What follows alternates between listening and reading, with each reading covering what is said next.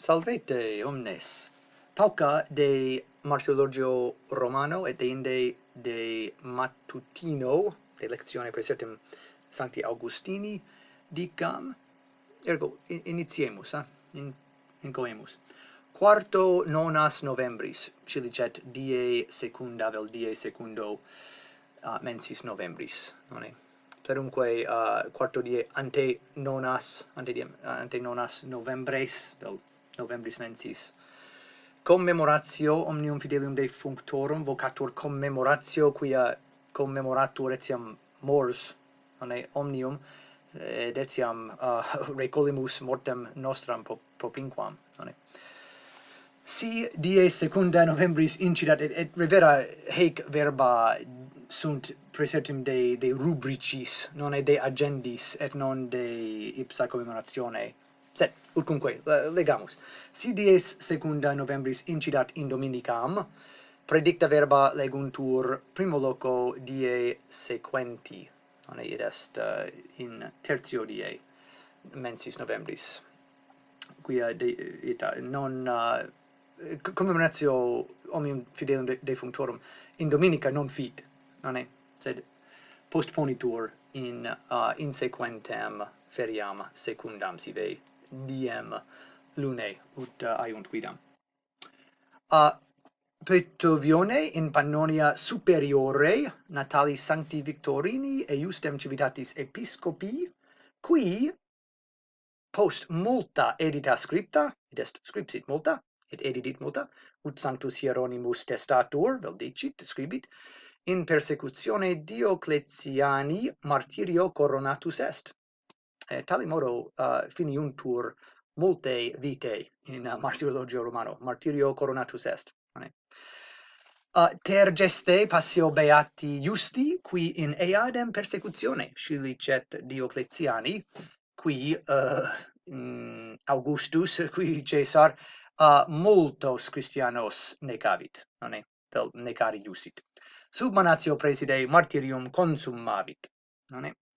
Sebaste in Armenia, ubi plurimi martyres mortui sunt, sanctorum Carterii, Styriaci, Tobiae, Eudoxii, Agapii, et sociorum martyrum, sub Licinio imperatore, qui quidem imperator etiam multos occidit, Christianos martyres.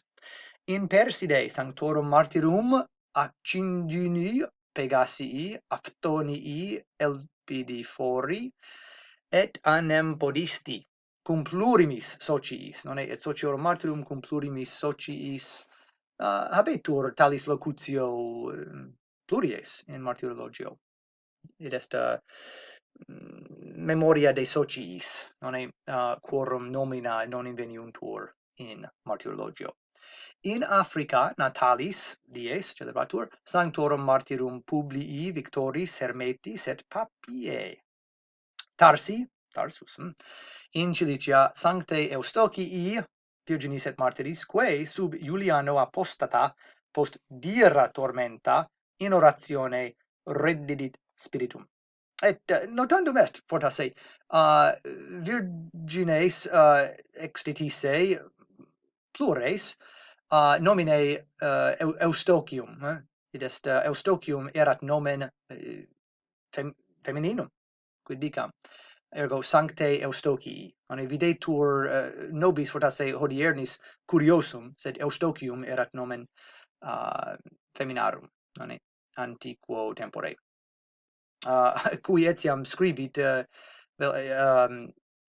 alteri eiustem nominis ipse Sanctus Hieronymus, nonne, ad Eustochium. Laodiceae in Syria Sancti Theodoti episcopi, qui non solum verbis, sed rebus quoque, et virtutibus fuit ornatus verbis, quia bene scripsit, rebus est bene gessit, bene egit, nonne, et virtutibus ornatus, quia ita secundum virtutem agebat, nonne, vivebat secundum virtutem, sequebatur virtutem. Vienne in Gallia Sancti Georgii episcopi, non Ilius Georgi qui non è miles fuit et occidit draconem, sed Sancti Georgi episcopi utcunque. In monasterio Agaunensi in Gallia Sancti Ambrosii abbatis, Ciri in Syria Sancti Marciani confessoris, et alibi aliorum plurimorum sanctorum martyrum et confessorum atque sanctarum virginum Deo gratias. Deinde aliae rubricae habentur, quas quindi legamus. In ipsa die commemorationis omnium fidelium defunctorum antequam legantur non in hora prima, sed antequam legantur non hac die commemoratio omnium fidelium defunctorum, in qua communis pia mater ecclesia postquam universos filios suos iam in cielo letantes, in resto omnium sanctorum, congruis studuit, tentavit in nis est, mater ecclesia, celebrare preconiis congruis, mox et omnes ad huc in purgatorio gementes, flentes, validis apud Dominum et sponsum Christum satagit, ad huc conatur satagit suffragiis adjuvare, ut quamcitius valeant, possint non ad societatem supernorum civium, angelorum et sanctorum, pervenire. Postea dicitur tertio Velpidie nonas Novembris, et continuatur lectio usque ad finem morre solito. Ci dicet in hora prima, nonne? Bene.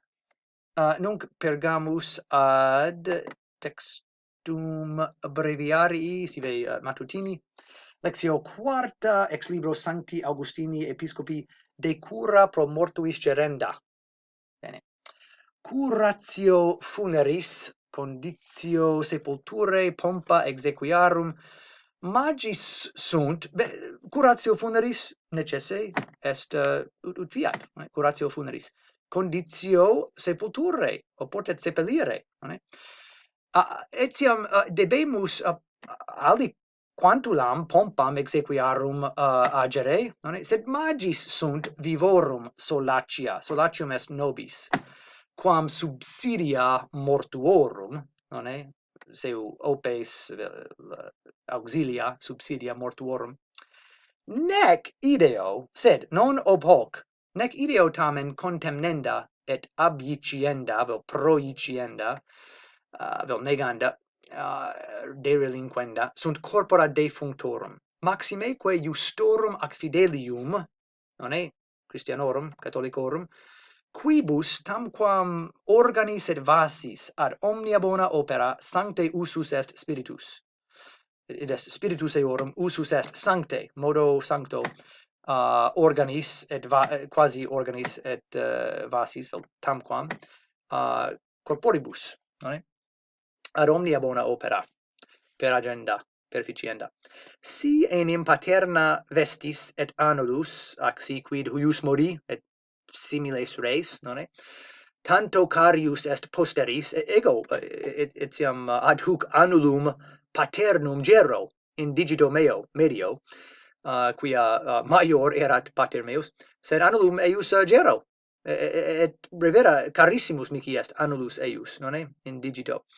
Et quastam vestes paternas ad huc retineo et induo interdum. Tanto carius est posteris quanto erga parentes maior affectus. Vel amor, nullo modo ipsa spernenda sunt corpora, quae corpora utique multo familiarius atque conjunctius quam quaelibet indumenta gestamus, et indumenta plerumque sunt vestes, sed potasse etiam sub indumentis, etiam sub intelliguntur etiam annuli et huius mari. Haec enim non ad ornamentum vel adiutorium quod adhibetur extrinsecus, sed corpus ad ipsam naturam hominis pertinent, corpora pertinent. Unde ex hac ratione deducitur, unde et antiquorum justorum funera officiosa pietate curata sunt. Funera curata sunt, antiquorum justorum officiosa pietate, et exequiae celebrate sunt, exequiae, per eiustem significationis, et sepultura provisa, id est ut conderentur corpora in terra, ipsique conviverent de seppeliendis veletiam transferendis suis corporibus filiis mandaverunt, id est iuserunt, fieri. Bene, ipsique ipsi dum vel conviverent aliquid mandaverunt de suis corporibus, et mandaverunt cui vel quibus filiis suis. Bene, in quinta lectione recordantis et precantis affectus cum defunctis a fidelibus carissimis exhibetur. Affectus exhibetur cum defunctis a fidelibus carissimis et affectus recordantis et precantis. Eum prodesse non dubium est iis. Non est dubium talem curam, prodesse iis, qui cum in corpore viverent, talia sibi post hanc vitam prodesse meruerunt, ex vita sancte acta. Verum, sed etsi aliqua necessitas vel humari corpora, vel condi, vel sepeliri humari, in humo, vel in sacris locis humari nulla data facultate permittat, non sunt pretermitende supplicationes pro spiritibus mortuorum, etiam si aliqua necessitas non permittat, vel nulla data facultate permittat in sacris locis humari, non sunt pretermitende supplicationes orationes pro spiritibus mortuorum. Quas faciendas supplicationes scilicet pro omnibus in Christiana et Catholica societate defunctis, id est non sunt heretici, non sunt excommunicati, etc. Etiam tacitis eorum nominibus, quia portasse nescimus, sub generali commemoratione suscepit ecclesia. Ut quibus ad ista desunt parentes interdum, filii prius moriuntur, quam parentes, aut filii fortasse non reliquerunt semen, ut ait Sacra Scriptura, aut quicumque cognati vel amici, ex familia et ex familiaritate amicali, ab una eis exhibeantur pia matre communi. Exhibeantur, fiat. Si autem deessent iste supplicationes, quae fiunt recta fide, ac pietate, pro mortuis, puto quod nihil prodesset spiritibus eorum, quam libet in loci sanctis ex anima corpora ponerentur, ergo omnino necessaria est oratio pro mortuis, etiam multo magis necessaria quam humatio, sive sepultura. Tandem, lectio sexta, quaecum ita sint, his dictis, quaecum ita sint, non existimemus, exhortatio, sed contraria fere, non existimemus ad mortuos pro quibus curam gerimus, nos gerimus curam pro mortuis, pervenire nisi quod pro eis sive altaris, in sacrificio mise, sive orationum, sive eleemosinarum sacrificiis solemniter supplicamus. Possumus supplicare etiam eleemosinis vel orationibus, bene, sed praesertim in sacrificio altaris, quam vis non pro quibus fiunt, omnibus prosint. Bene, licet, non prosint omnibus pro quibus fiunt, sed iis tantum pro quibus dum vivunt comparatur, id est preparatur, oportet comparari gratia sanctificante, ut prosint, ut adjuventur, sed quia non discernimus qui sunt isti, oportet ea pro regeneratis omnibus Christianis, regeneratis ex baptismo, facere, ut nullus eorum pretermitatur, ad quos haec beneficia possint et debeant pervenire. Melius enim supererunt ista eis, bene, si necesse non est mihi, quia iam in celo sum elevatus a Christo, quibus nec obsunt nec prosunt, quam eis deerunt, quibus prosunt. Nonne? Diligentius tamen facit haec quisque pro